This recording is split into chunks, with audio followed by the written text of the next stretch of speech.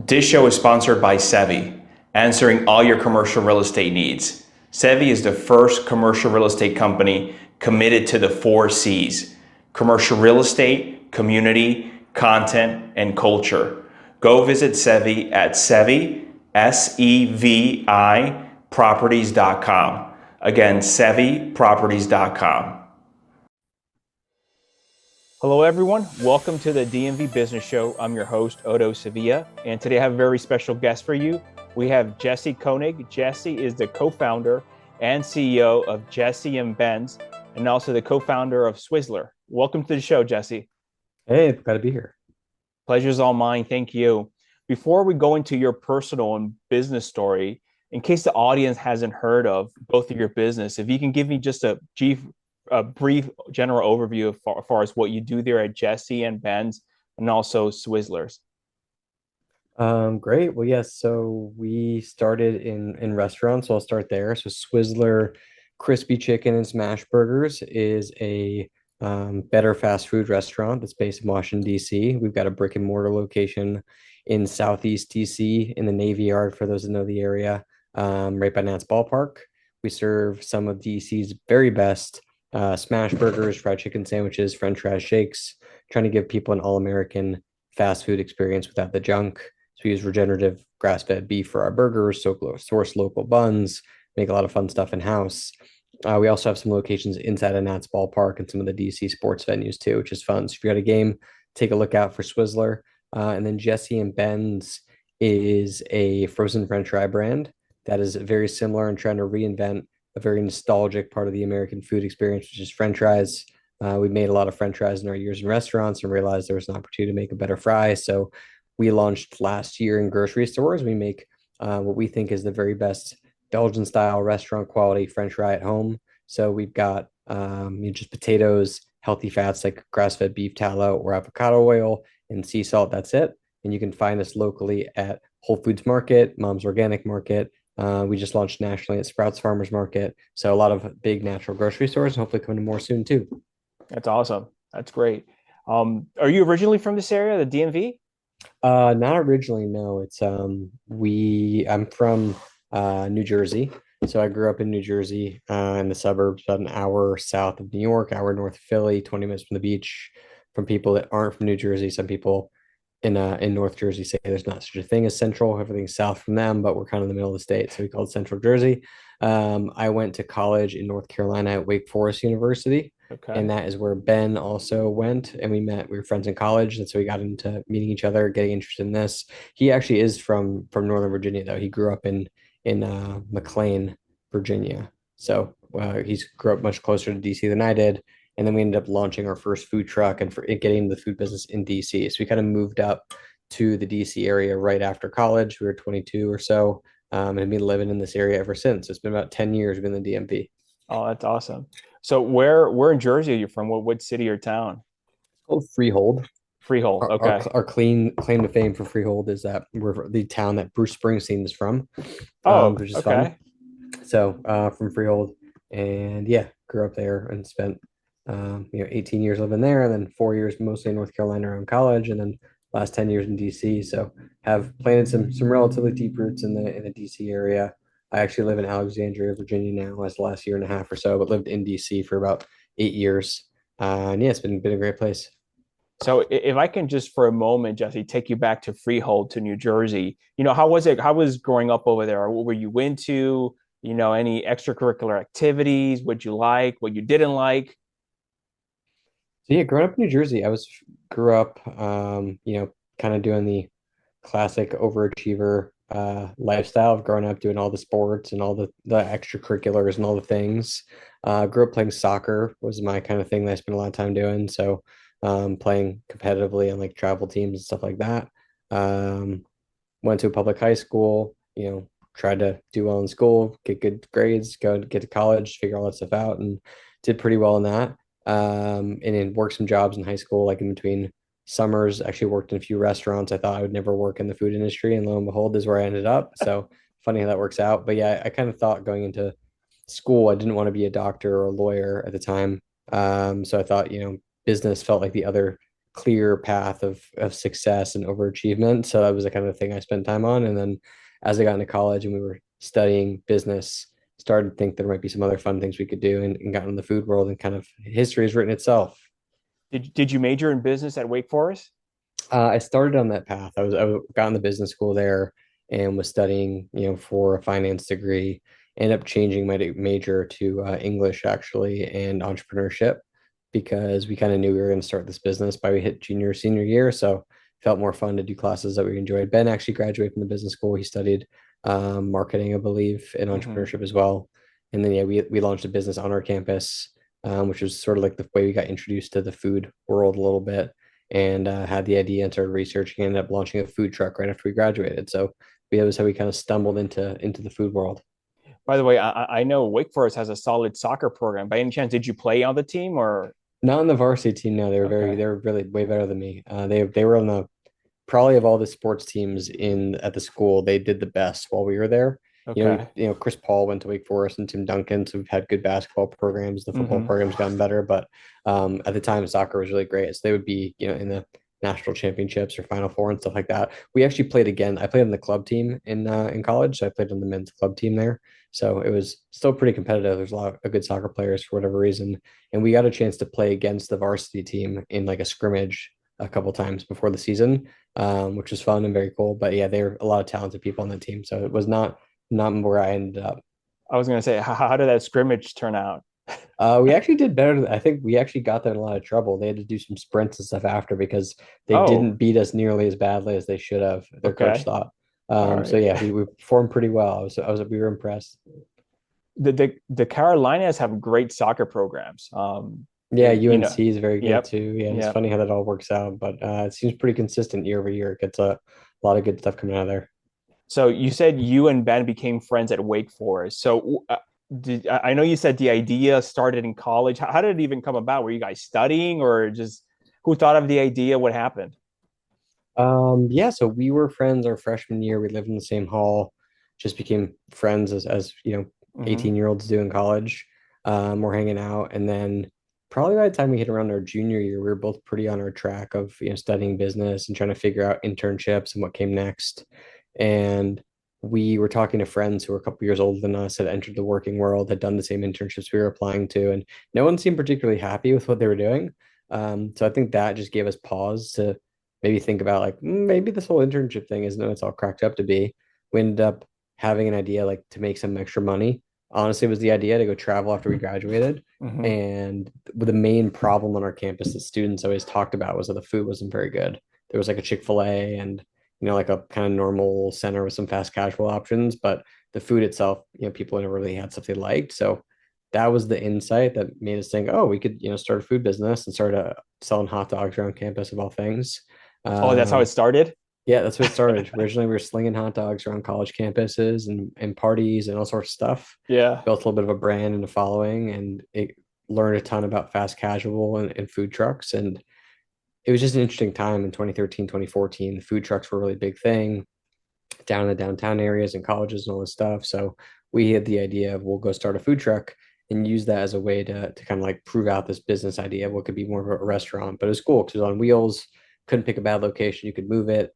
So our first food truck was Swizzler Gourmet Hot Dogs. We were doing these spiral cut, grass fed, grass finished beef hot dogs and hand cut fries and truffle parmesan fries and all this stuff. So it's a kind of this fun food truck concept we came up with and ended up rolling out in DC, and that turned into farmers markets and kind of like the concept evolved over time. Eventually ended up in burgers and what we're doing today. Did you become even more popular at Wake Forest when you got the food truck? We actually did go back to campus a couple times in our first few years out of college. We like drove the truck from DC down to North Carolina, which is I wouldn't recommend. Like these food trucks are usually 10 years old. Like you had old UPS trucks that are not meant to be road tripping on the highway at 60 miles an hour. Yeah. So that was a fun part of the experience, and definitely our friends enjoyed it, and they were early testers and taste testers and all that kind of stuff. So it was a lot of fun. That's good. Now, I know you're from Jersey and Ben is from Northern Virginia. Well, what made you decide eventually, just because he's from around here, he was like, hey, let's do the DC metro area. Why not New York City or maybe Jersey or just North Carolina or some other city, Charlotte, who knows? We got some good advice from people, and they said that, when you have a business, you're trying to figure things out. It's always good to kind of stay near an epicenter, is what we were told at the time. And we had started doing this at a very small scale, but it was like kind of popular on our campus, a small thing. And people, we talked to like advisors and professors and this kind of stuff, and they mentioned, you've already started. You don't want to start over, because we had the big ambitions of thinking, oh, in California, they've got the best food truck scenes. Let's go be the best food truck in California. Let's go do Okay. that. And then we realized that maybe that doesn't make sense. Like, what if we did stay a little closer to home? And we actually thought about staying in like the college town near the school, but it felt a little bit small. And then we looked at Charlotte and Raleigh, North Carolina, and those seemed kind of interesting. And then DC popped up as an interesting one, for a mix of kind of like business reasons and for fun. We had friends that were moving that way. Seemed like a great place to live. Heard good things. We also realized there was a really big alumni network in the DC area. So our school is relatively small, but there was, for whatever reason, a lot of people working and living in the DC area. So we thought, yeah, maybe it's not right at home, but we'll have inroads into offices. We can find places to go sell. Like, it could be a good place to start. And then we started just adding up more things like, okay, this is actually kind of cool. If we're the best food truck in DC, that probably is a much better ring to it than being the best food truck in Raleigh, North Carolina, for whatever reason. So we Hmm. just thought, like, DC, capital of the country, fun place to live. Ben had family nearby, so we were able to like crash at his family's house for a few weeks while getting everything figured out and figuring out where we're going to live. So all the stars kind of aligned, where it just felt like a right place to where it's fun. There was also a little bit of like infrastructure and permitting and process that was in place, and Union Kitchen, where I think we bumped our cross paths and they were set up around this time. So we were able to find a commercial kitchen to get started. So yeah, all the stars just sort of aligned, and we've been in DC ever since, which has been great. And when you came to DC, was it still the original concept, which is hot dogs, or when did it start to transition into burgers and other menu items?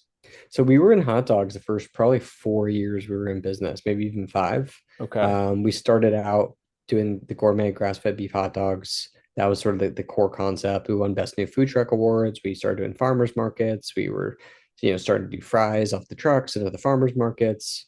We got a second food truck, and we were pretty well known doing all these catering and these things like that.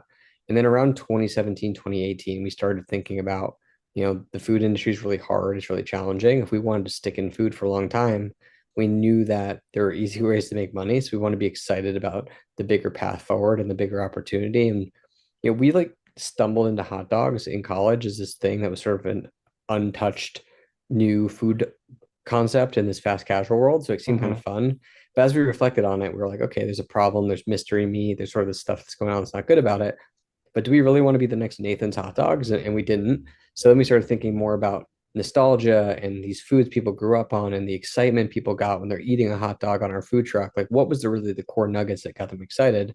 And we realized it was more of that experience and kind of giving people junk food, but doing the better version of it, the best version of it you can. Hmm. So we ended up pivoting the concept into fast food, thinking it's a very similar kind of overlap. It's, the sourcing's not great. People kind of feel guilty when they eat it, but they still really like it. And people eat a lot of fast food. So we just started doing a huge deep dive on the fast food world and realized there was a ton of opportunity. Even though there are a lot of concepts, there weren't a lot of new modern ones that were focusing on better quality food and sourcing. So we just thought, hey, let's test it out. We didn't dive all the way in and say the hot dog truck's out, we're going burgers now. We used a pop-up we found in DC and did this pop-up. We did a farmer's market test kitchen. We started doing burgers at the farmer's market while still running the hot dog food trucks. We ended up turning one of our hot dog food trucks into a burger truck. So sort of a slow transition to get to this burger land that people were really enjoying. But the more burger stuff we did, the better we were doing. And we had kind of our best year ever in 2019. And that's when we finally felt ready that we can make the pivot into brick and mortar and go into a restaurant and sign a lease.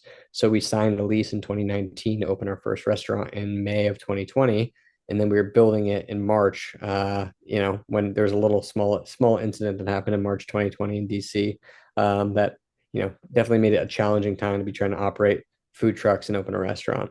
That was crazy. And you were in the middle of the build out part. Yeah, we were in there building it out. It was this, they call it a second gen Yeah. restaurant, like a second generation. So we were taking over an old Taylor Gourmet, if you remember Taylor. Hmm. I love the concepts, but they shut down a bunch of Taylor Gourmets. There was one that was open and vacant in the Navy Yard area. So we went in there, and it was actually like when you walked in, it was almost as if the manager just left one day and took the keys with them and never came back. Like, there was still like oil in the fryers, there was equipment there was stuff. So the build out wasn't, knocking a building down, starting from scratch. It was sort of, Mhm. how do we take this existing restaurant and make it work for us? So we were really hands on in the process. We did a lot of the demolition work. We were hanging lights. We were doing tiling. Like, we were doing a lot of this stuff and trying to just kind of like learn all about the behind the scenes and make it all work. And got even more hands on once, March 2020 hit. March 13th, I guess it was when basically everything shut down. And what our kind of working from home became was like Ben and I would go from our apartments or houses at the time, not see anybody. Everyone was, at home, and just go directly to the restaurant. And then we'd be working side by side on random projects like ripping out tile, doing stuff at the restaurant, trying to keep ourselves sane and figure out what we were going to do next. So that's how we spent the first few months of lockdown, was building out this restaurant, trying to figure out how we're going to stay alive. Were you and Ben doing most of the construction, or did you guys hire a GC or just a contractor, anyone? Or We didn't ended up doing so. I think originally we were going to outsource more of it, but then when COVID hit and we knew we had a longer timeline and we were trying to just save any money we could, we Mhm. ended up doing a lot of it. Again, these weren't like crazy things. The hard stuff, like building a custom countertop and all this stuff, like we found a really great guy who was building, do cabinetry work and all this kind of stuff. So he would do the hard parts.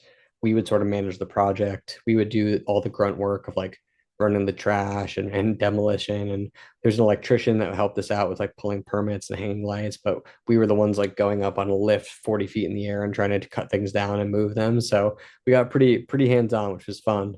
It was a cool experience, but in retrospect, it would have been nice to just have a team that could do that are professionals, because there's definitely stuff that we had to redo after we did it wrong the first time, because we'd never done it before, which is an interesting experience. But I'm sure overall, like at the end of it, you probably save money compared to just being bringing in a GC, right? Yeah, it was very cost effective. Part of it was also because the restaurant that was there was pretty similar in layout to what we were looking for. Okay. So there wasn't that much to do. A lot of it was reskinning the restaurant to make it feel on brand. And then there was some just minor things that were, there was like a bolt stuck in the tile and having to cut the piece of tile out and replace it, or changing the lights, like that kind of stuff, changing out the equipment. So it was nice. There wasn't a really big process of like redesigning, re-architecting, re-engineering. A lot of it was sort of, demolition for dummies and stuff that we could do on our own, which helped us make it all pretty cost effective. I mean, the great thing is that it was a second gen, like you said, so a lot of the infrastructure was already there. How'd you end up finding this place? I think it was through a broker. We had a broker we worked with for a long time as we were getting more popular on the restaurant or the food truck stuff. And we Hmm. kind of knew we wanted to go into brick and mortar, and through a friend met someone, and they would just keep tabs on things like this. And we always said, we wanted to find that second gen space, because I think a lot of people assume that people that are opening businesses and entrepreneurial, they're pretty uh, risk prone, for lack of a Hmm. better term. But we're like always trying to mitigate risk as much as possible. And we knew that the horror story of building a restaurant is a lot of times you spend $800,000 or $1 million to open a restaurant. It sets the bar pretty high for what success has to look like to make it all work. And for us, we felt like if we could find a restaurant that had already been built and someone had already put that first $800,000 in, it would take a ton of risk out of the equation, because even if it wasn't in the perfect location or there's things that weren't perfect about it, we knew that we were just trying to show that like the concept worked, the menu worked, we could get people out there.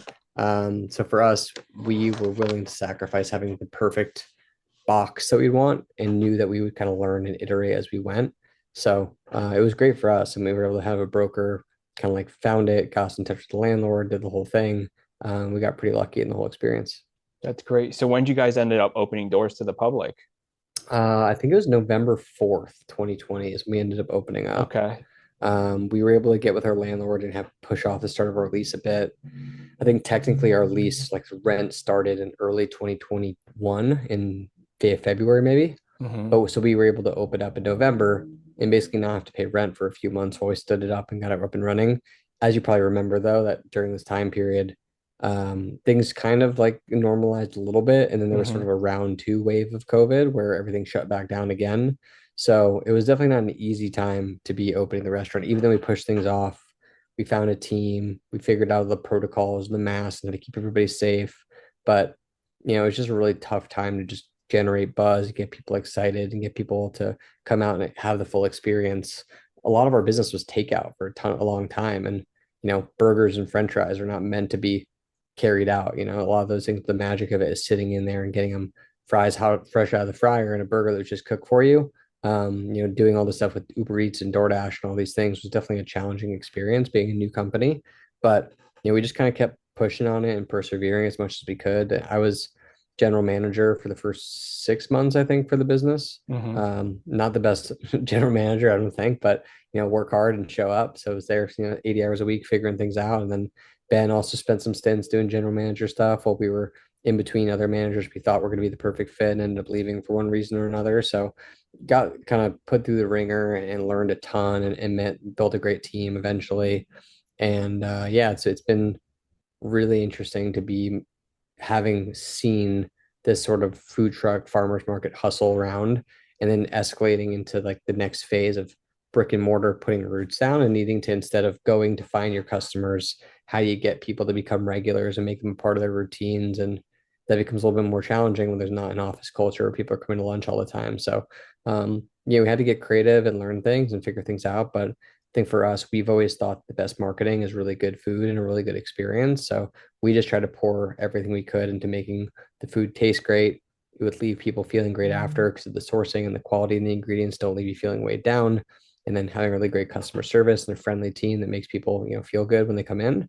And we Hmm. thought if we could just keep doing that and hold on long enough, we could make it work and feel very fortunate that we were able to survive kind of a tricky first couple of years. I know a lot of businesses in general, but particularly restaurants, there's like crazy statistics of how many shut down the first year or the first 5 years. I Yeah. think we just crossed over our fifth year anniversary, more or less. We're kind of right around there. So it's been really amazing to have something that's now a part of the fabric of the neighborhood. And we've got our 15 years in our lease, and the restaurant's still holding strong. So we expect to be there for a while. Yeah. When did you stop with the food truck? You said you opened in November 2020. Yeah, so our food trucks, we try to keep them going for a while. We'd been doing them for 6 or 7 years at this point and built a pretty good following and catering and all this stuff. When COVID hit, it was really challenging because of all the businesses that could be impacted. Our food truck was servicing universities, office buildings, all the things that now had no people there. That's where we found our business. We were the food court for the college or for the office and all the stuff. So that business basically went to zero overnight. So it was really challenging. And we had a team of 7 or 8 people, of 8 people, 7 of them, didn't want to work out Oh, on this wow. doing stuff anymore, because of commuting on the metro, or they were moving to go to be closer to family, or they just, didn't, there was benefits they could get right now and they don't really know what they wanted to do. So we had Hmm. one guy on our team that wanted to stick around with us. We told him, hey, if you want the hours, we'll find a way to get you hours. So he wanted to work. So Ben and I were back on the food trucks trying to figure that stuff out too. So that was our part-time hustle was that. Oh, We weren't wow. there. We were building at the restaurant. But then eventually, maybe like a year and a half into the restaurant stuff or a year or so, we had an opportunity to get into our first stadium location. Hmm. So we ended up basically pivoting our team that was in the food trucks into the stadiums. So we sort of shut down the food trucks kind of around then. We try to keep them afloat for a while and do catering and do other stuff. Sometimes it worked, sometimes it didn't. And ultimately, we were able to just kind of reallocate that team and that excitement into the stadiums because it would just seem a little bit more guaranteed. And we actually still own the trucks, but they don't really operate anymore. So not it's sort of a fun part of our how we got started, but not so much part of the present day. So you still have all these trucks and you just have them, I guess, for memories? We have two. Yeah, I mean, not Oh, for okay. memories, but we'll sell them at some point. We need Okay. to, but we've had lots of other things going on. So the food truck auction market hasn't been our number one priority currently. Sure. So you've been open now, Swizzlers, for 5 years. When did you notice, Jesse, as far as just looking back at it now, revenue sort of stabilize in the restaurant? I think it was about like April or May of 2022. So it was about 2 years in, kind Okay. of got through the first two waves of COVID things. Hmm. And then the biggest thing was we added chicken to our menu. So originally we started with just burgers over there. And we were trying to find ways to just like serve more people and give a little bit of a wider menu. We ended up adding fried chicken sandwiches to our menu mix. And once we did that, there was like enough of a lift on top of the repeat. I think there was a lot of customers that liked eating with us, but they weren't going to eat a burger 3 or 4 days a week. But having another option, maybe it was groups of people, or someone could come one day we can get a burger, one day we get a chicken sandwich. But that was a really pivotal time for us. It just gave us the tiny 20 or 30% boost we needed to get it to be a little bit more self-sustaining. And then, we just focused on keep delivering good experiences and let people word of mouth spread. There wasn't really like any magical formula that got this to be something that worked or didn't. It really was just staying in the game long enough to allow enough people to know about it and to get Hmm. the critical mass to be having a concept that could sort of support a managing team and a team that can run the day to day. Also, I think we were very lucky that we were by the stadium. In retrospect, it was pretty challenging at first when we opened up because the stadium area was very much in the Navy Yard. For people that know it, it's very much a commercial district. There's not any residential over near us. There is some, half a mile away where it's a 10-minute walk. It's not far. But I think during that time of early COVID days, and a lot of people, it's like if you have an option that's a 3-minute walk from your house, you're not really going to walk 10 minutes to cross another, little area to go get there. So when there wasn't baseball going on because the stadiums were shut down and there wasn't any office buildings going on, it was a pretty challenging time to drum up business. But then once that kind of traffic and that stuff came back, being in the area that has such a great anchor like the stadium was really awesome because I think it just gave people an excuse that maybe they heard about it, but they didn't try. And they happen to be in the neighborhood for a soccer game or a baseball game or something like that. And then if we did a good job and did our part, they had a really great experience and they told a friend. And, next thing you know, you have hundreds of those experiences every year and you can get enough people excited about it and be in a good spot. And I understand fries is part of the menu and Swizzler. So how did the whole idea, but with, hey, let's just do something not totally different. Let's just do something different. And how did, Jesse and Ben's come about? It actually ties into the same time period we've been talking about with COVID. We were trying to figure out anything we could do to just kind of survive the crazy times. And one of the things that was hard was hiring people and knowing if we'd have staff. We'd always done hand cut fries were a big part of our menu. So Hmm. we were, buying potatoes and making them into fries every single day. And it worked for our original food trucks. We had a pretty consistent schedule, but now we had this point where we didn't know if we'd be operating 2 days in a week in a row, if it was be busy, or if it was going to be slow. We had this restaurant opening. So we decided that we needed to figure out a way to streamline that part of the business and thought, what if we could use a frozen French fry if it tastes just as good? That would be pretty cool. We tried them all and they didn't taste very good. So we started making a frozen fry on our own and figured out a pretty good way to make frozen fries and learn about it. And just started doing a deep dive at that point of learning about all the behind the scenes. And eventually we realized that like the consumer packaged goods French fry business is very different than the restaurant business in that you can't really just like operate a CPG business out of a restaurant. Hmm. So it ended up becoming its own business and a separate thing that was really focused on potato manufacturing.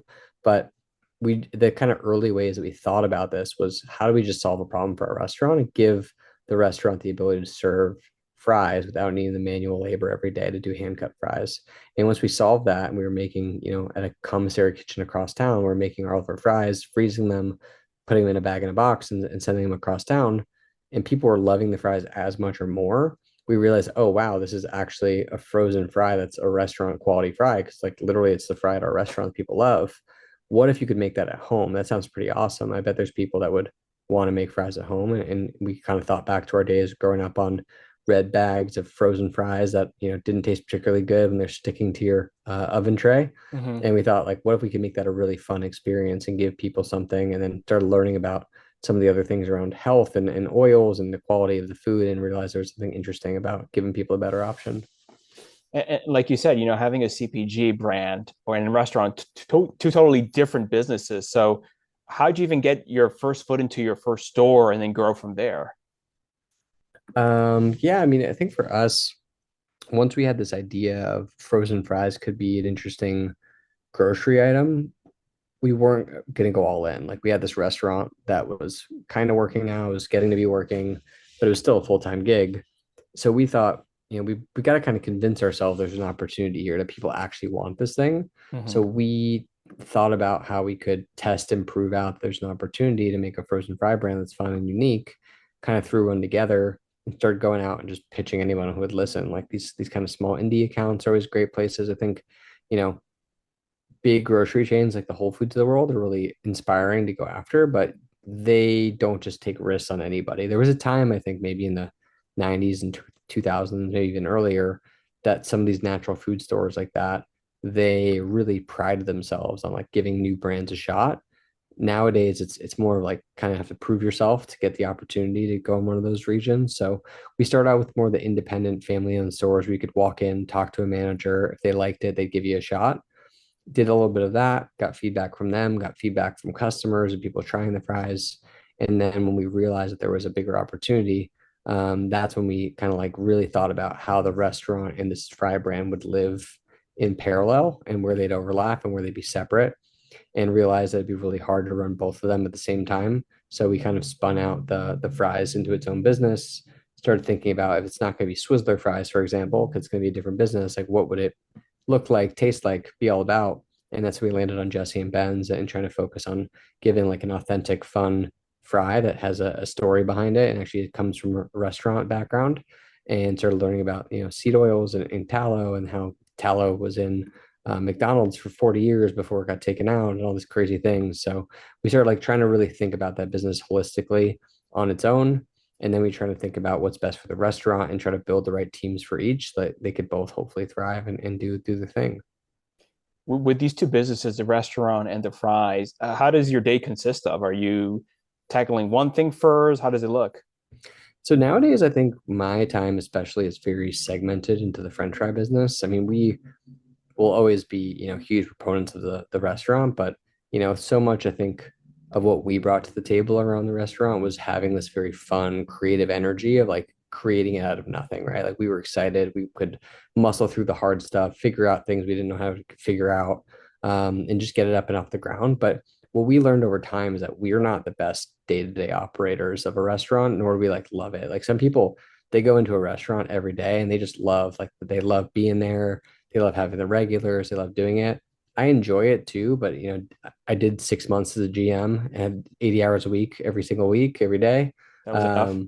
That was enough. Yeah, it was enough to say like, I don't know if I could do this. Like, because I think the reality for restaurants, if you're trying to create a restaurant brand where you're opening a lot of them, you're basically starting a new restaurant every year, then it's two a year, then it's three a year, and you're in those restaurants. Eventually, you have teams of people that help you, but for a while, your first 3 or 5 restaurants, it's kind of you and your core team just like in there trying to get each one to work and build the momentum and get it to this point.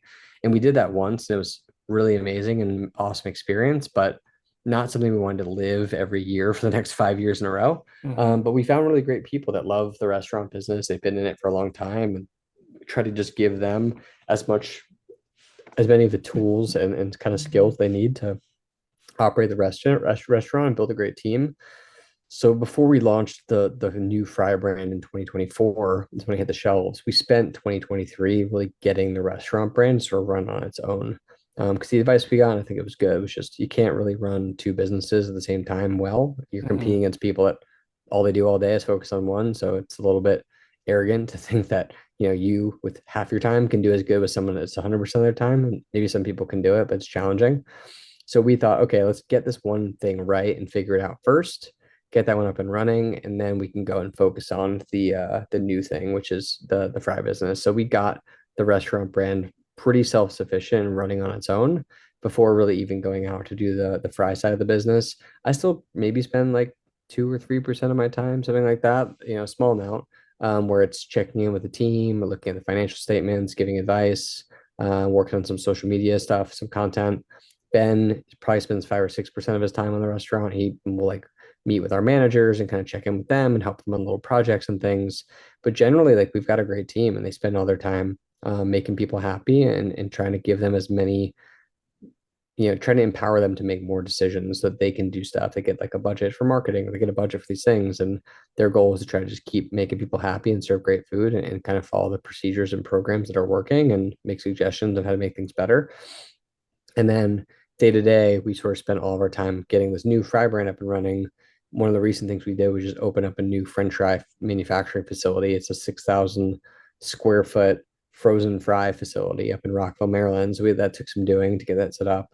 That falls more on my business partner, Ben, his plate. He does a lot of the manufacturing and ops side of the business. And I've been really focused on trying to get us in these doors and do the sales and build the brand online. So trying to get people excited and trying the product. So if you're listening to this and you want to try some fries, we're at Whole Foods and Sprouts and Mom's, and you got to try them. You'll love them. So that's my job, is trying to get people to try the product, try to learn what people want, give that information back to our team, build relationships with all different grocery stores and that. And then, Ben is really focused on building a team that just wants to make awesome frozen fries all day and kind of make sure that we're doing our best to make sure they're as consistent as possible and safe as possible and all this kind of stuff. So, yeah, always lots of different problems going on, but, we really enjoy being in the weeds, learning about this stuff. And it's been cool to, take all the things we learned in the restaurants and the food trucks and now be applying it to a very new and different space. So it sounds like, Jesse, that the goal was not, like you said, building a restaurant platform and continue to open multiple locations every year. It's more just focusing on the CPG, Jesse and Ben's, right? Yeah, I think we realized that, at least for us, to have a team with us being on the kind of like part of that leadership team to be growing the restaurant brand, it takes a full-time effort. Mm-hmm. And there's not to say that there's not an opportunity for that side of the business to grow at some point, whether it's with our current team or new people coming on board and helping us do that. But we felt like we've set up something that's working. We kind of did the 0 to 1 stuff, and then we needed a team that can basically try to make this like the best DC one of one staple. How do we Mm-hmm. make it the best thing that's at the ballpark? How do we do this kind of stuff that makes it a really amazing part of the kind of DC food community? And we feel like if we do that and we do it long enough, we do it well enough, more opportunities might open up to continue to grow the concept. I think it deserves to be more places. I think the quality of the food is outstanding, both in how it tastes and how you feel after and all the sourcing. People really love it. So we definitely don't want to count ourselves out that we won't open new locations eventually. But yeah, we are focused more on just building a great one of one kind of flagship store and then focusing on the stadiums because there aren't very good food options in stadiums. It feels like kind of low hanging fruit. So focusing on our energy and attention there. And then Ben and I are focusing most of our kind of growth and figure it out energy on how do we scale a CPG brand nationally. Because I think one thing we like about it is, unlike a restaurant where if you want to be a national restaurant, you probably have to open 50 locations and each one costs $1 million. It's expensive. It takes a lot of hard work.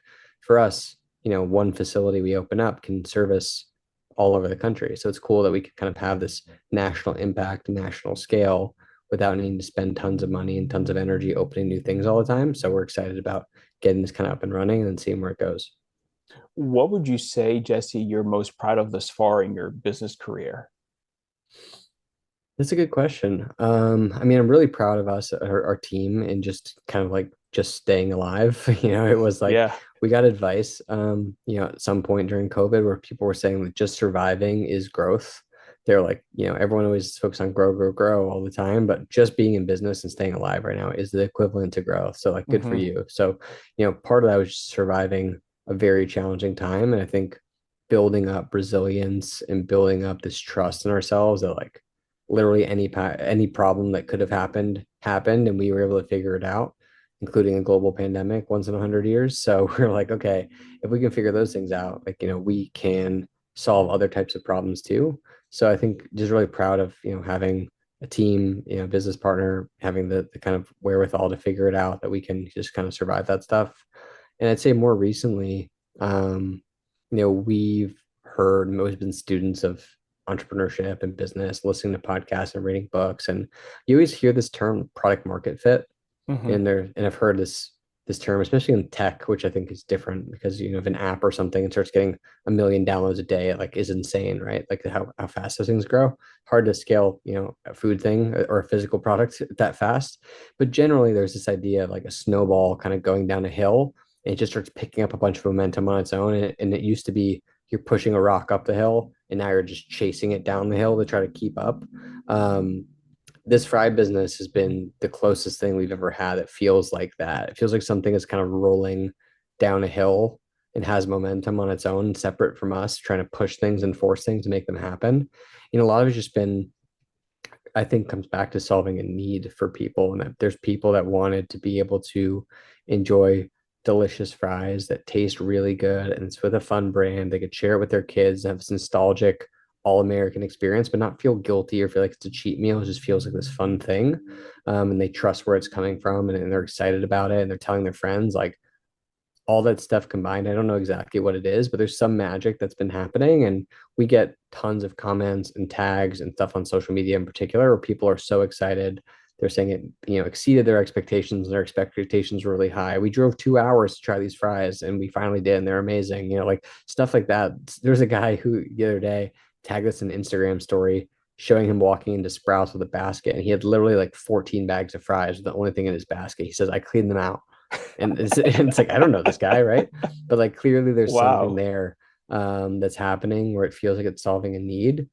And that just gets us so excited because, when you have hard days and you're in the restaurant, like sometimes it can feel like a hamster wheel and you're just trying to survive. And when you can like just reflect in the magic of, there's a lot of problems with social media and stuff like that, of course, but the benefit is anyone can share their experience. If they're choosing to talk about something like your product that you've worked really hard to make and make it available for people, and just talk about how they're obsessed, how it's changing their day, how they're so excited about it. It's really, really fun. And it just reminds us, and you get that sort of like immediate feedback loop of like, okay, this is why we're doing this. We're making people happy. This isn't just numbers on the spreadsheet. It's not just, oh, I need to raise money. I need to do, achieve this next medal. It's really exciting just to know that like there's dining room tables all over the country that on a given night might be eating Jesse and Ben's fries. Like that's a lot of fun to me. It's really amazing knowing that like any Nats game that's going on, people are eating at the restaurant. But I think just like the scale nationally, and that there's so many people having a relationship with this brand that we don't really even know about, but we just keep trying to do our best. It's just been really cool to see that develop. You mentioned several times, Jesse, your team and the importance of your team. How do you go about in the first place, finding the right people for your team, putting them in the right place in the bus for the role? And especially, like you said, nowadays, a lot of people that were in the food business during COVID times just left, right? And some of them have sort of trickled back in little by little. So how do you do that? I'd say the first way you do it is by making a lot of bad decisions first. Learning a lot is probably number one. We've had tons of people, and nothing against them. Sometimes it is against them, but mostly not. Sometimes it's just like we weren't setting up for success. We weren't clear about what we needed or wanted. So we've made a lot of mistakes in hiring. And I think honestly, one of the biggest ones is we probably didn't part ways with people fast enough. And a lot of times, because I think that's the thing that hurts is when you have a team of multiple people. A lot of times there'll be, they say like one bad egg can ruin the, or whatever it is, one bad apple can ruin the bunch. Mhm. It's like sometimes for whatever reason, it could be our doing, it could be we, kind of made some promise for something and we weren't clear about it. And now they're kind of salty about the company and they don't feel great about it. And we don't address it. And something just festers and someone just has a bad attitude for whatever reason. Like when those things simmer for a long period of time, like creates this huge wave of problems throughout a business. And sometimes we're like, you can almost like have to start over, which is pretty wild. We're like, almost you need to like basically like one by one, like evaluate everyone on the team and realize they've been infected by this one person's attitude who's just really, not in a great place. So I think we've learned that a huge part of being a business owner is it's kind of like for the analogy of a greenhouse, like you're trying to build the greenhouse and plant all the flowers and put them in the right places and water them and set up the systems and the procedures or whatever. And with that, it's like sometimes weeds come in and it's not your fault, it's no one's fault, but like you need to get the weeds out of there or all of a sudden you're going to be having a big weedy garden instead of like this beautiful thing you set out to do. Um, and so I know it's challenging too, because like these are all people. I think in DC in particular, it's a really competitive talent pool, or it's a very competitive place to find talent because there's so many restaurants. I've heard the stat that there are certain parts of the country that are sort of testing grounds for restaurant concepts, like fast casual concepts. Columbus, Ohio is one, Washington, D.C. is another. And then, like, for whatever reason, it's just they found studies. I think it's a transient population. There's people from all over the country that if something does well in DC, it probably does well pretty a lot of other places. So for that reason, you get tons of concepts and tons of different, restaurants here. And there's not that many people that are working in the food service industry. So I think you find this issue where it's hard to find folks. And if you do find people who are good, if for some reason they're fed up one day and they want to go get another job, they can get one very quickly at right around the same price they're getting paid. So it makes it hard. So we just try to focus on when you find someone who's really good, treat them really, really well. Really trying to like go to bat for them, really try to treat them like they're human, like which just sounds dumb, but like it's what we try to do. It's I think people know, even though we're not in the store all the time, like when we come in, like we say hi to everybody. We want to know what's going on. We want to hear how we can help. And I think people appreciate sort of a human touch and not feeling very corporate. So I think that's one, like going back to your original question of like what you can do to build a great team. I think part of it is, getting good at seeing what things that make someone special. We've learned for our business, it's not complicated. We don't need like technical savants when it comes to chefs. In our kitchens, we need people with a really good attitude, people that default to smile and optimism, and we can teach you the other stuff. Because sometimes we've had people that are really talented or they seem very talented at certain things, but attitude is not something you can really train or teach. It's sort of like something you have to just inherently have or you can build on. So we really default toward trying to find people that have great attitude, that are excited, they're fun, they're warm, great to be around, try to teach them the skills, invest in them. And then, as they continue to want to take more responsibility, find more ways to reward them and give them that responsibility. And then just do like the little things like, having a holiday party or, doing a random, drop where they have cookies or something. And honestly, at this point, so much of it isn't even stuff that Ben and I are doing. It's like our general manager and our team, people that we've built, like they now know how important it is to treat our good people well. And if there is somebody who's not doing great in the first 30 or 60 days, to not keep trying to get them to learn the same thing. Just realize, hey, maybe this isn't a fit for them. Let's just find somebody else, because we've learned that oftentimes we try to make someone who's just like kind of okay work for a long time. But if we instead we'd have just kind of like realized the red flags, moved on, and then tried two or three more people, we could have found someone incredible who's going to be with us for 3 years. I think at this point, our team, something like 70% of our team at the restaurant has been with us for over a year, year and a half, 2 years. There's still like always right now the bottom, 10 or 20% handful of people. It seems like they kind of are turning over a little bit more, and we're trying to like always find the right people and slowly get them into that longer territory. But there's a really great core team that really stands with sort of like the culture of what's important to us and our values, and making sure that we put the customers first, but we also treat our team with tons of respect, treat each other with respect. We put out really great food, we care about the quality. We try to give people the same experience we want to give to our friends or family. And I think it's just been something that's sort of become a part of the DNA. And they're really good about treating each other well, and it's been really great. That's great. If someone in the audience is listening to this and they're getting inspired, they want to open their own business, well, what advice would you give them? That's a good question. I mean, I think for some things, this is a weird advice because it's not what we did at all. But Do the if opposite you're, of what I did. yeah, the opposite of what we did. I think it's like kind of if you have an idea of what you want to do, if it's generally similar to something else that's out there, I would try to test it out. Like I would try to find a way to really understand it. Because like, for example, you can be really good at climbing ladders and moving up and moving up and moving up, but sometimes people are not good at realizing that the ladder is like not on the wall they want to be climbing in the first place. And I think that is something like for us, it kind of all worked out, but we spent 6 years building like a food truck and restaurant brand to ultimately open a restaurant, to realize that like we didn't really love opening restaurants, right? So it's like, had we taken the time to go work in a bunch of restaurants and really think through what that day to day looked like, we might have been like, oh crap, like we don't want to be opening restaurants. Like that sounds really terrible for us. And again, like it kind of all worked out. So I say it, slightly tongue in cheek, but I think for a lot of people that think about starting a business, it's a lot of work and you want to really have a good idea of what that is. And if you can even just like do it for free or pay somebody or, do whatever you need to do to shadow and learn about that experience, the better position you're going to be in to really know what it's going to take and what kind of commitment level it's going to take. So I think something like that's really important. But if not that, I would say just try to test things out quickly. Always think about the customer and make sure you're making something that people actually want. I think sometimes we all get excited about ideas of like the way we think they ought to be. But I can tell you from running a food truck and doing a lot of crazy specials that there's sometimes things that the chef thinks cool, but like people don't actually care. And that you can end up building a whole business around stuff like people kind of think is cool, but don't never actually want to take out their wallet and spend money on it.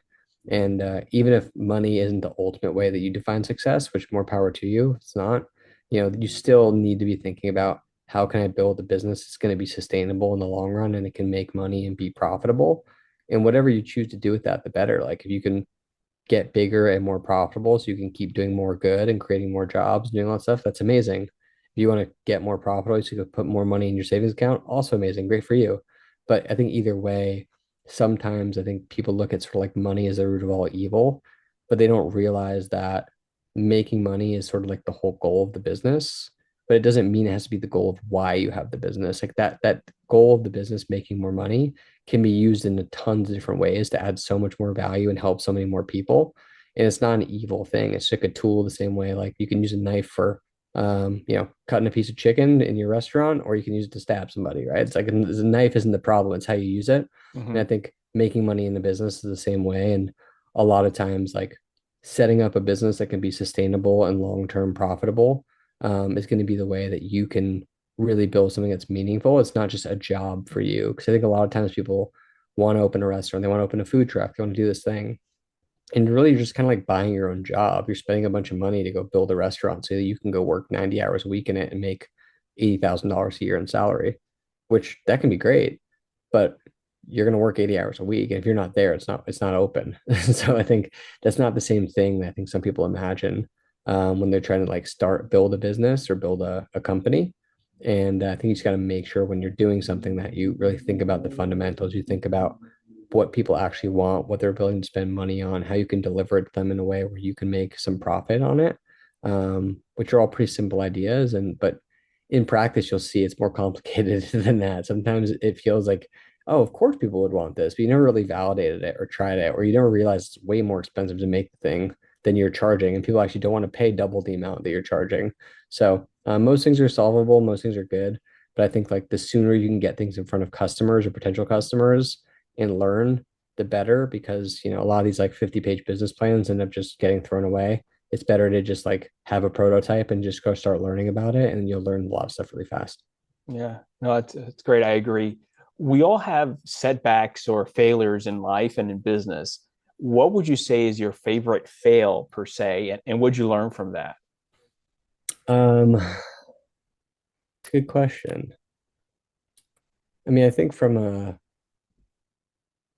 purely like, this is like more of a macro failure than like a very specific failure. But I think like in Mm-hmm. a lot of ways, like we built a really fun, cool brand that people knew about in the DC food scene for a long time.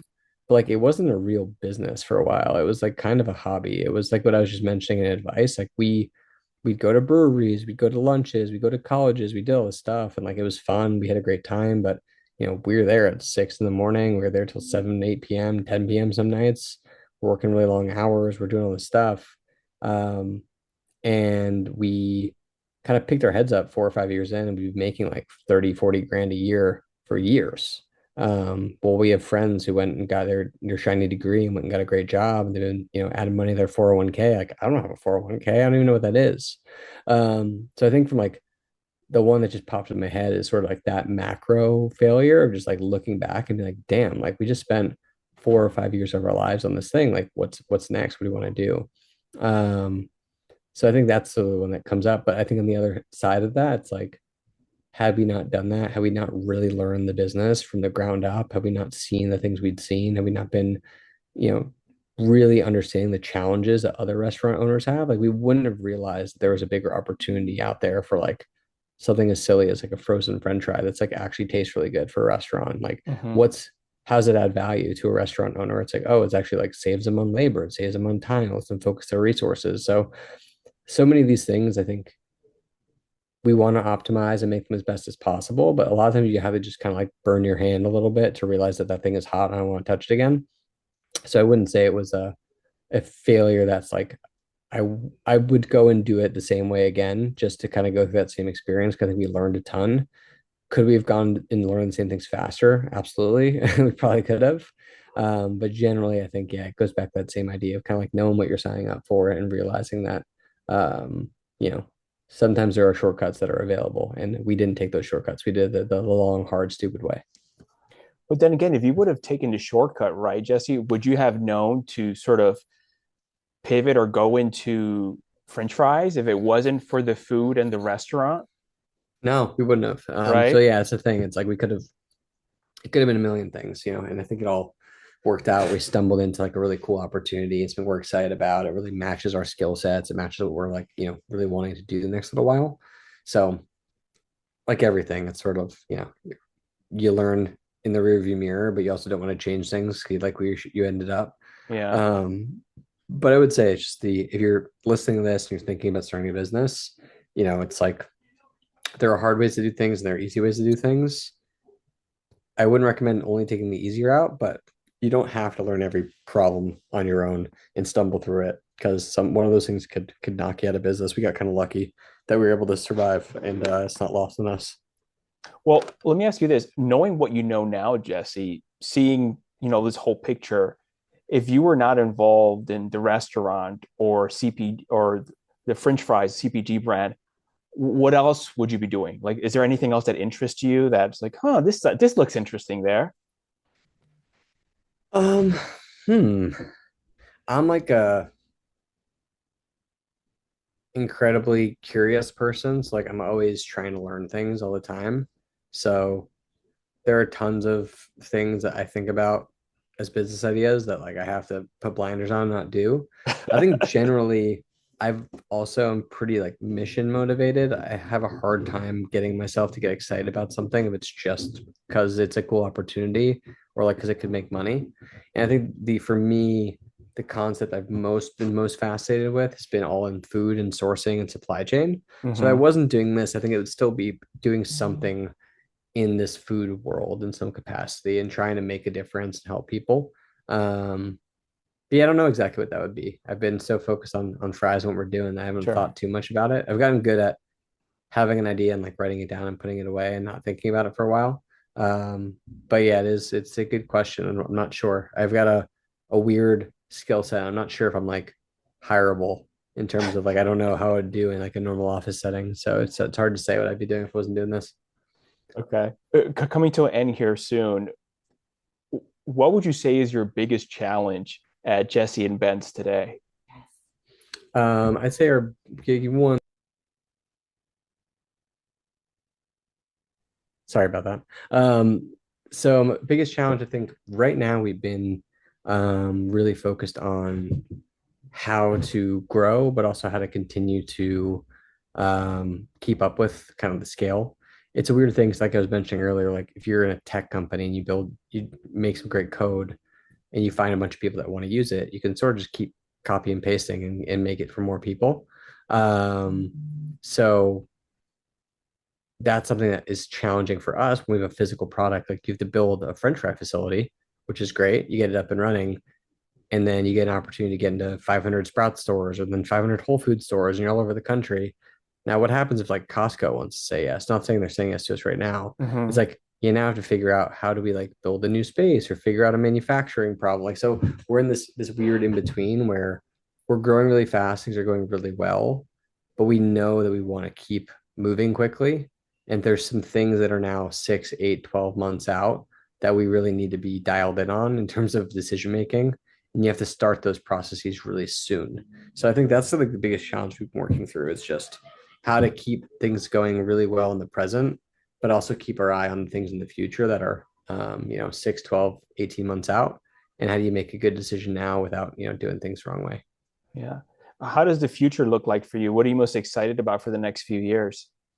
Yeah, I mean, I think for us, like our mission is to really try to make it so there's a seed oil free French fry option in every freezer. So, it's a big goal. Like we definitely are not running a nonprofit. Like I love the idea of us like making money and being in a position and not really like have to worry about money day to day in terms of our decision making. So that's a goal for sure. But outside of that, I think we're pretty mission motivated and we think really big. So when we think like, hey, we want to change the fast food world, like to do that, you can't have 3 restaurants and change the fast food landscape, right? Like it's got to Hmm. be a lot. In the same way we thought about fries, like we want to be everywhere. So it just requires a certain level of scale and commitment and kind of growth. So next 3 years, I think we're going to be just kind of heads down, building a great team, trying to get more grocery stores, trying to spread the word, do fun stuff, make delicious fries, and hopefully new products like tater tots or hash browns or who knows what. Maybe we'll make things outside of fries too. I'm not sure, but yeah, generally just trying to enjoy it, have fun, move fast, build a great team, and hope that yeah, we can just keep maintaining the speed and also the quality of the product all at the same time. That's great. Last question, Jesse. When you're not busy working, what do you like to do for fun in your free time? I wish I could give you a good answer because I don't really do a whole lot outside of work these days. I have a 7-month-old daughter, or it's Oh, 8 months old congrats. now. Thank you. Yeah. So a lot of family time right now Sure. and work time, but that's all the hours in the day. So if you could help me find a few more hours in the day, I'd love to do some other stuff too. I love, saunas and stuff like that. So we'll try to go do a little sauna or cold plunge action. I like, did like some bouldering, rock climbing stuff, ton of fun. Okay. Play soccer as I keep talking about getting back into it. Haven't done a good job on that. But yeah, just kind of generally just like hanging out, talking to people, talking about big ideas, fun ideas, sweat a little bit, do something fun, eat good food. But generally right now we've been doing some of those things, but mostly it's been working, sleeping when we can with when our 8-month-old allows it, and hanging out at home. And that's the day to day. Awesome. If people want to learn more about you and the two businesses, where can they go to get more information, please? Can they order online, by the way, or is it just in stores for Jesse and Ben's? Jesse and Ben's just in stores, but luckily we're in a lot of stores in the DC area. So if you're in this area, Mom's Organic Market, Whole Foods, pretty much all the Whole Foods locally. We're actually going to be in every Whole Foods nationwide at the end of the month too. So you can find us there. You can find us online, jesseandbens.com, or Jesse and Ben's on Instagram is the best place to find us. If you DM us, I'll probably be me answering. So say hi. That's the easiest place to find me. And then Swizzler, if you're by a Nats game, you see us inside the stadium, outside the stadium. Come grab some food, meet the team. You're gonna love it. And yeah, similar SwizzlerFoods.com, Swizzler Foods on our social pages and all that fun stuff too. That's great. Jesse, thank you so much for joining me today. I had a great time. Thanks, appreciate it. Take care. Bye.